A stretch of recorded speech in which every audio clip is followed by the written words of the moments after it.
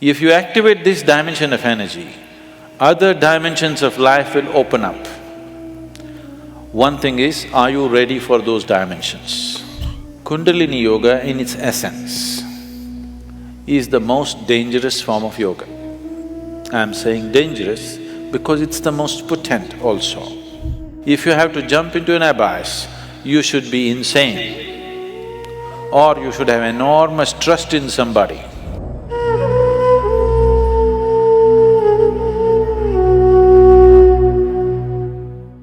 So what is Kundalini? Right now, I'm speaking. This is Kundalini. You are alert and listening. If you are alert and listening, that is Kundalini. A flower is blossoming, that is Kundalini. A dog is barking, that is also Kundalini. Or in other words, the fundamental life force in the existence, we call it Kundalini. Now, within the system, within the human system, if you look at this as a kind of a life package, it's a piece of life. This piece of life is packed in a certain way with layers of this energy. One dimension of energy comes alive immediately because that is necessary for your survival process. The other dimensions of energy will not come alive unless you do something about it. Unless you're aware of it and activate it in a certain way, they do not come into existence. They remain dormant. The dormant energy is way bigger than the energy that is in use right now.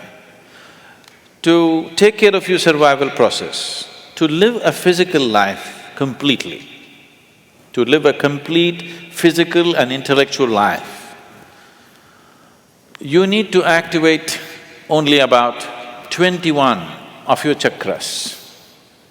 Out of this 114, if about 21 of them are on, you will live a complete life. You will not feel any inadequacy. You will live a complete physical life. There'll be no problem with your life. You will think you're a great success, but you are only 21. That is less than 21% out of 114. Less than 20%. At less than 20%, you will feel like a complete life without any inadequacies. The remaining percentage of life, what is it about? It is not even needed if your intention is just to live well. If you activate this dimension of energy, other dimensions of life will open up. One thing is, are you ready for those dimensions? The question is not about whether it's good or bad. The question is just about, are you ready for it? Because even if the best things in life come to your life, when you are not ready for it, it will not be a good thing for you. In your experience, it will not be a good thing if something came to you when you're not ready for it, isn't it so? Even if it's the greatest thing, it may be the greatest thing, but it came to you when you are not ready for it, then it is not a good thing, isn't it? So are you ready for it, is the first question. If you're ready for it, what can we do for it? What can we do to activate? There are various ways of doing this, many ways, but the Kundalini yoga, are people familiar with Kundalini yoga, practicing or… okay. Kundalini yoga, I'm not making a comment about anybody, okay? Kundalini yoga in its essence is the most dangerous form of yoga. I'm saying dangerous because it's the most potent also. What is most potent is always the most dangerous, if improperly handled. There are various kinds of energy in the world right now. Even the electricity is being manufactured produced in so many different ways. One of the ways that we do it is through nuclear reactions, nuclear reactors rather. It is the most efficient way of producing energy that we know right now, but it is also the most dangerous way, isn't it? When things go wrong, they go seriously wrong. When they're going right, it is the easiest And the best way to produce energy on the planet is nuclear energy actually. But when it goes bad really bad, like in ways that you can't fix it.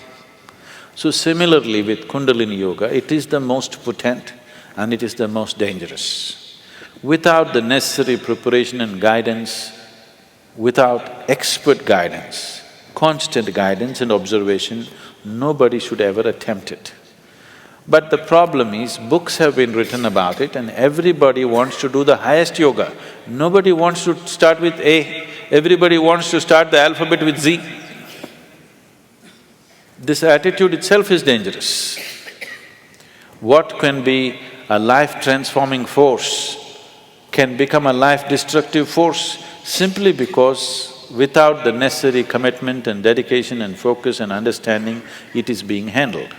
Anyway, about rising the Kundalini. If the Kundalini rises, the dimensions of your life will change so rapidly that you must be willing to make the outside adjustments equally quick. Otherwise, things will fall apart in a big way. In the classical yogic traditions, there is a certain type of yoga we teach for people who live in family situations. There is a certain other type of yoga we teach for ascetics. In Isha we have both the forms. We have ascetic yoga and we have the general yoga. We will never teach you the ascetic form, that is the most potent way to do it. But it will demand a certain dimension of discipline and focus which your regular lives will not allow.